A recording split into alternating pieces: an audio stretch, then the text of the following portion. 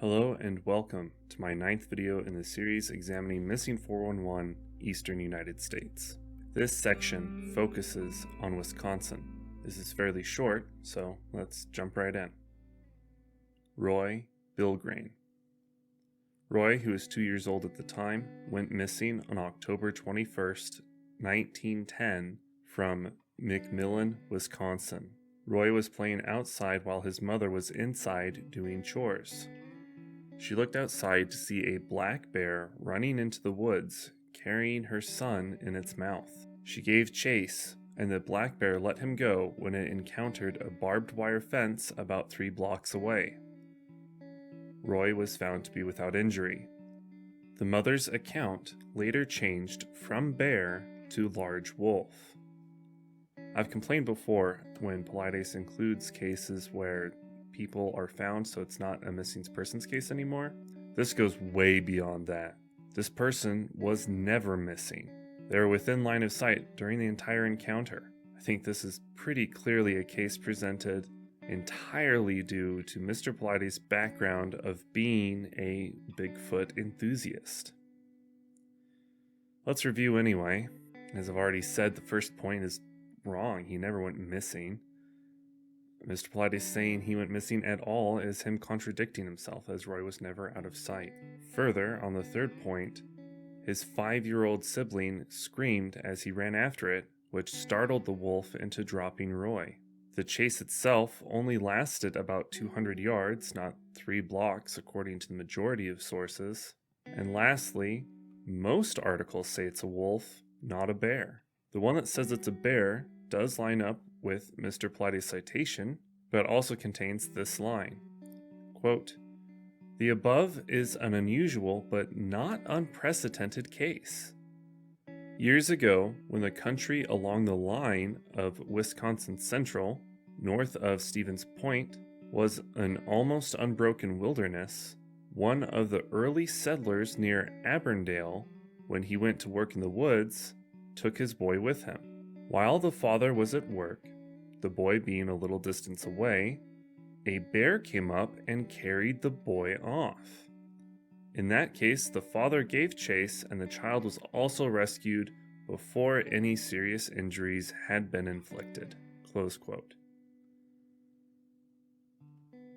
Up next is Thelma Ann Wilke. Thelma, who is 21 months old, went missing on May 3rd, 1935 from Mauston, Wisconsin. This is just 30 miles from where Judy Rodencal, covered later, went missing in 1956. She wandered away from her invalid father. Her mother was away on an errand at the time. The search started almost immediately after she went missing and lasted for 2 days. Thelma was found by a farmer in a rugged area of his farm. She appeared dead, but when he rolled the body over, he found that she was just asleep. She was missing a shoe, she was groggy, and her clothes were all torn up. This was about 3.5 miles from her house. She had a fever, probably due to exposure. Let's review. The first point is correct. The second point, in addition to being irrelevant, is also incorrect. Mauston is more than 50 air miles away from Auroraville, not 30. Moving down the line, when the farmer found Thelma, he did think that she was dead, but he called out to her. This woke her up, and she sat up and called back to him that she was hungry. Up next is Harold King. Harold, who was 3 years old at the time, went missing on September 7th, 1936 from Washburn, Wisconsin. Harold was visiting his grandparents when he, quote, "somehow disappeared," close quote, from the residence. A search was launched, but it was hampered by heavy rain. Bloodhounds refused to search. On September 10th, neighbors heard wailing coming from the swamp 3 miles from where Harold had disappeared. They went into the swamp and found him, alive and suffering from exposure.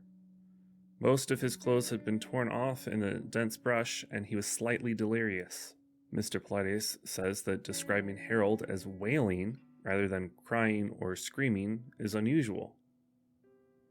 Mr. Pilates also questions how the reporter knew that the clothing was torn off by the brush. Let's review. The search was indeed hampered by rain, but the reason why it was hampered was that the bloodhounds were tracking, and they were actually successfully tracking him. That's how they got all the way down to the swamp. The rain washed away the scent, though, so they had to continue searching manually, which is why it took longer. The next point isn't really correct either. After following the bloodhounds, they knew time was of the essence. They continued to search in the swamp after dark. The search party would call out, wait for a response, take a few steps, then repeat.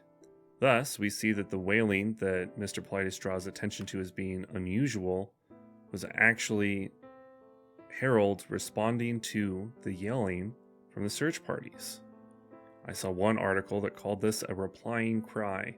As for how the reporters knew what had torn off Harold's clothes, it is a pretty logical assumption, especially based on the surrounding evidence. Up next is Judy Rodencal, which was referenced earlier. Judy, who was 16 at the time, went missing on October 30th, 1956 from Auroraville, Wisconsin. Much of the area is swampy, and it is near Mill Pond and a river. She was last seen on her way to a high school bus stop, but she never made it to school. Her parents realized that she was missing that night when her boyfriend came to pick her up for a date. Searchers found a handkerchief and socks in a creek 1 mile from her house. Bloodhounds could not track her scent. Eventually, she was found, alive but unconscious, on November 2nd, about a mile north of the town. The sheriff said that there were indications that she had hid alone in a shack on the farm where she was found. The details aren't clear, but the doctors say that she was suffering from a blackout. Pilates notes that it's strange that nearly all the news articles say explicitly that she was found fully clothed, quote, as though someone somewhere was expecting her to be missing clothing, close quote. Let's review. Some of her friends believed that they saw her in town that day, which would make sense because she would have to get to the area where she was found somehow, though that was only one newspaper who mentioned that she was seen by friends in town. As for her handkerchief and socks, they were not found in a creek, but it was on the bridge above the creek. Bloodhounds did, however, find her scent and follow it down that creek. After finding her, the sheriff conferred with her doctor and said that he was, quote, willing to go along with the assumption that the girl had suffered a blackout, close quote, which seems to convey that there is more going on, but he was willing to drop it after he spoke to the doctor. As for the final point, the article that I saw didn't say the fully clothed that Pilates says is in nearly all the articles, but it did note that she was wearing a scarf and her regular clothes. I don't think it's that hard to see that if you find bits of clothing somewhere else, especially that of a missing young lady, the fear is that more will be lost. At the very least, it would be important to clarify what she was and was not wearing when she was found. What's frustrating to me is that this instance is pretty interesting on its own. It doesn't need the little embellishments or omissions to make it mysterious. It's already a very strange case.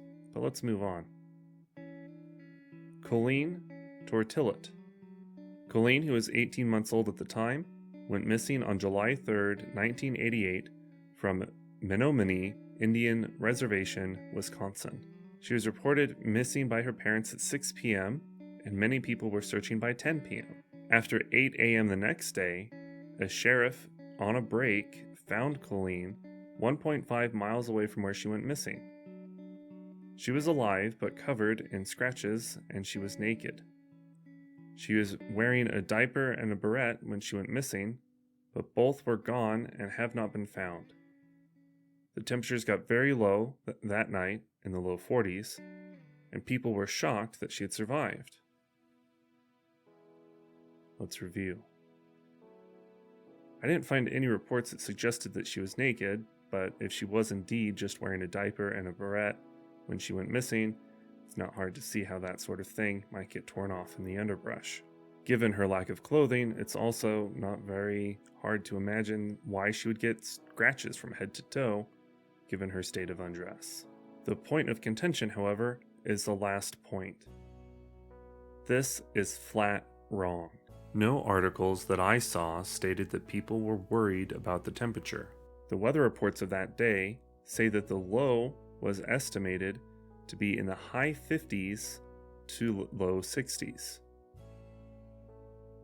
By the way, this information was on the same page as the newspaper clipping that I found the article. And that's going to conclude today. I did say that this section was short. All of the cases that appear in this section appear to have some level of misreporting or spin put on them in the book. What's so frustrating to me is, as I mentioned, some of these cases are truly interesting and are worthy of reporting without any embellishment. I don't understand why Mr. Paulides has chosen to go about writing the book in this way. If you're interested, the updated accuracy overall so far is 23%. Please join me next time when we look into the reported cases for Michigan. I do apologize for the tardiness of this particular video, and I will endeavor to make sure that Michigan is presented on Friday as planned. Until then, take care.